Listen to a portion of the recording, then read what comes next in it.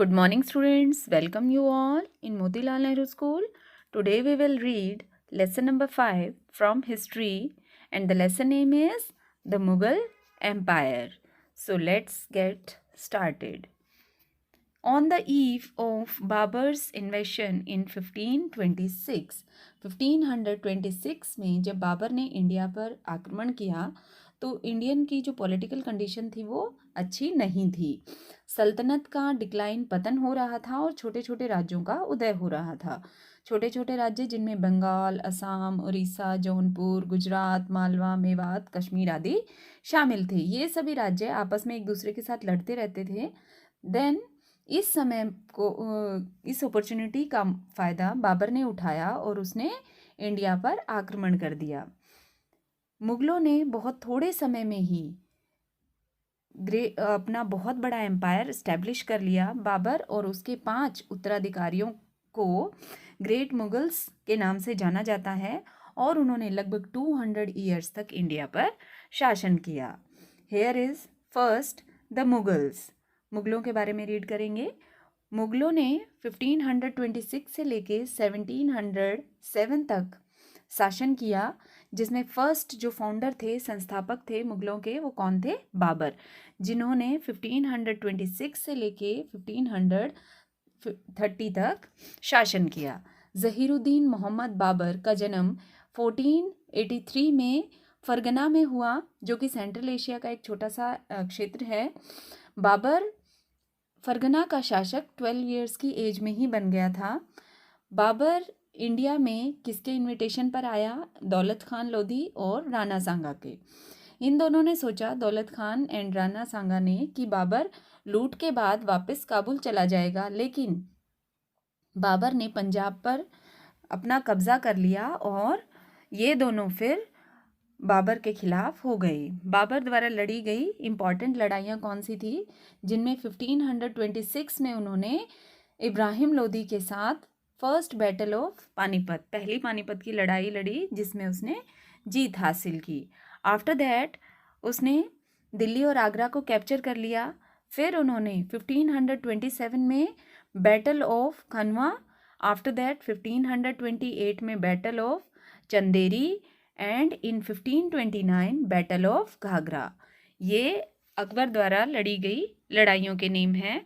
After that in 1530 में आगरा में बाबर की मृत्यु हो गई। बाबर एक ब्रिलियंट जर्नल था और साथ ही उसे लिखने का बहुत शौक था।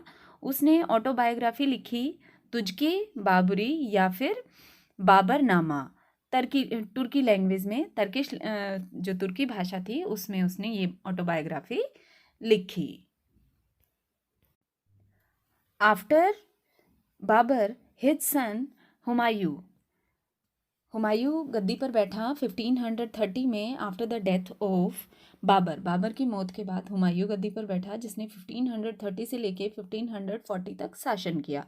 उसके बाद उसके साथ युद्ध शेरशाह सूरी ने किया, जिसमें शेरशाह सूरी ने हुमायूं को हरा दिया। और इस बीच 1541 से लेके 1554 तक शेरशाह सूरी का शासन इंडिया पर रहा। सूर एम्पायर स्टैब्लिश हुआ और फिर after that Humayun again came back and he ruled India in 1555 to 1556. Main battles fought by Humayun are in 1532 Humayun ने पहले शेरशाह सूरी को हरा दिया। आफ्टर दैट 1534 में अगेन शेरशाह सूरी अपनी स्ट्रेंथ को बढ़ाते हुए वापस आया और उसने 1539 में चौसा के युद्ध में हुमायूं को हरा दिया।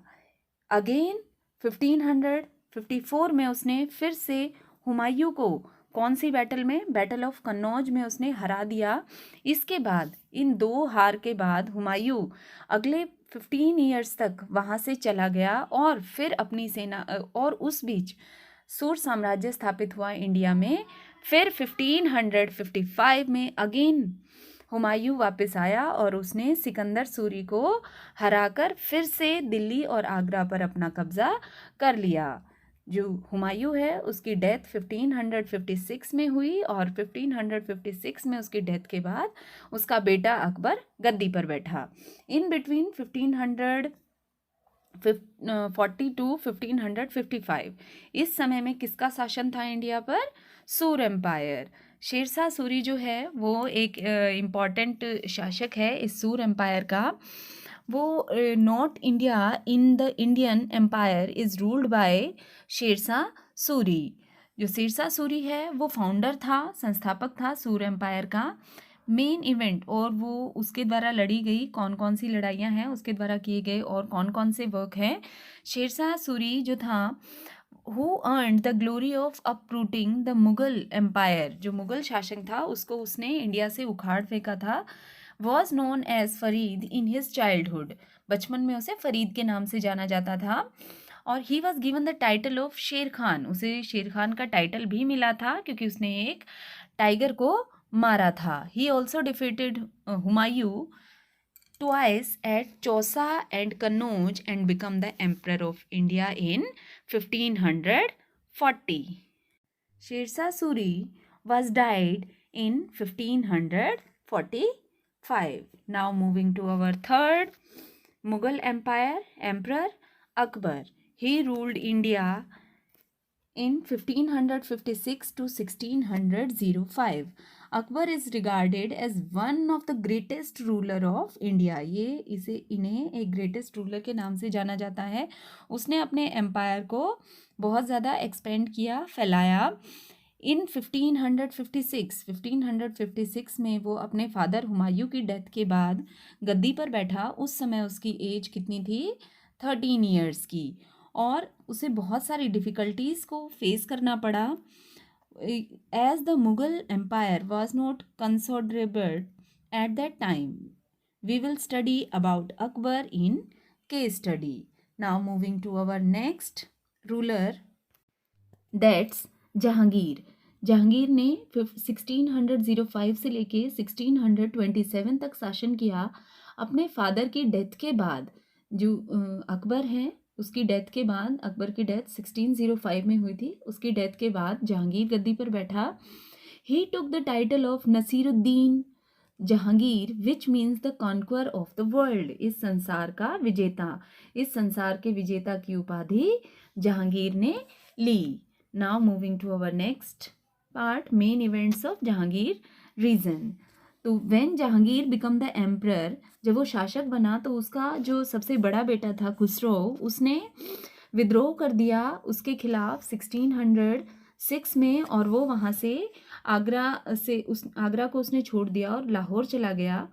देन 1614 में Jahangir sent prince Khurram against Amir Singh, the new Rana of Mewar. Amir Singh was defeated and treated वर signed between the Rana and the Mughals, by which the entire Mewar including Chittor was restored to the Rajputs. Now Jahangir also sent troops under the leadership of Prince Khurram against Malik Ambar of Ahmednagar.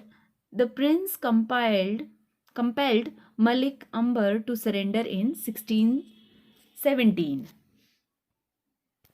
Next इसमें जो important event है जहांगीर के reason का वो क्या था? Rebellion of his Prince Khurram. Rebellion होता है विद्रोह करना। उसका जो बेटा है प्रिंस है खुर्रम, उसका विद्रोह था जिसमें उसने 1622 में Jahangir ordered prince Khurram to proceed to Kandahar against the shah of Persia. The prince refuse to obey his father and rebelled against him, और उसके खिलाफ उसने विद्रोह कर दिया था। Now here comes the role of Nur Jahan. Nur Jahan का अब जहांगीर में और मुगल एम्पायर में क्या रोल था? Nur Jahan was the daughter of Mirza Ghiyas Beg. Mirza Ghiyas Beg की बेटी थी नूरजहां, जो अकबर की कोर्ट में एक कोर्टियर थे, दरबारी थे। उसका रियल नेम, नूरजहां का रियल नेम क्या था? मेहरुनिसा। इन 1611 जहांगीर मैरिड हर, जहांगीर ने उससे मैरिज की और उसे अपनी मुख्य रानी बनाया। उसे बाद में उसने टाइटल दिया नूर महल का, और नूरजहाँ का उसने उसे टाइटल दिया, किसने, जहांगीर ने नूरजहाँ को। After that she because she was extremely beautiful and talented, also an intelligent lady। जो नूरजहाँ है उसके पोर्ट्रेट भी were struck on the coins along with the emperor, शासक के साथ साथ उसके भी फोटो जो है वो उस पर प्रिंट होने लगे, जो सिक्के उस समय होते थे। Now Jahangir estimate of Jahangir, Jahangir ने अपने फादर की ही पॉलिसी को फॉलो किया, और वो पॉलिसी क्या थी, religious tolerance. He also knows the Persian language, Persian language भी वो जानते थे, और इसी भाषा में उन्होंने अपनी ऑटोबायोग्राफी लिखी जिसे जाना जाता है Tuzuk Jahangiri. He was a great lover of nature, वो नेचर से बहुत ज़्यादा प्यार करते थे, जिसकी वजह से उन्होंने शालीमार बाग और निशांत बाग जो नियर श्रीनगर इन कश्मीर में है वो उसके जहांगीर के द्वारा बनवाए गए। That's all for today. Remaining part we will read in our next video.